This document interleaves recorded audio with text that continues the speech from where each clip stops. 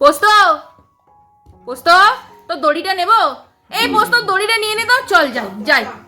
দড়ির নাম শুনেই এক দৌড়ে টেবিলের তলায়, যাতে দিদা আর নিতে না। গুড মর্নিং এভরিওয়ান, বিউটিফুল জার্নির একটা মিনি ব্লগে সবাইকে স্বাগত জানাই। আজকের ব্লগটা আমাদের স্পেশাল পার্সন পুস্তকে দিয়ে শুরু করলাম। সকালবেলায় দড়ি নিয়ে খেলে এতটাই ক্লান্ত যে মায়ের পিছনে এসে ঘুমিয়ে পড়ে। আর একজনকে দেখো, শরীরটা খুব একটা ভালো নেই বলে বসে বসে স্নান টান হয়ে গেছে, এখন একটু কার্টুন দেখছে। আমার একটা পার্সেল এসেছে, ওর জন্য একটা ফোল্ডিং পটি শিট অর্ডার করেছিলাম, ওটাই এসেছে। এখানে তো আর পটি শিট নিয়ে আসা সম্ভব নয়, তাই একটা নতুন করে অর্ডার করেছি। কোমরের মাঝের গ্যাপটা অনেকটাই বড়, রিওর পক্ষে বসা সম্ভব নয়, তাই অর্ডার করলাম। কোথায় পোস্ত, কোথায়? পোস্ত থেকে বাঁচার জন্য এটা বানিয়েছিস?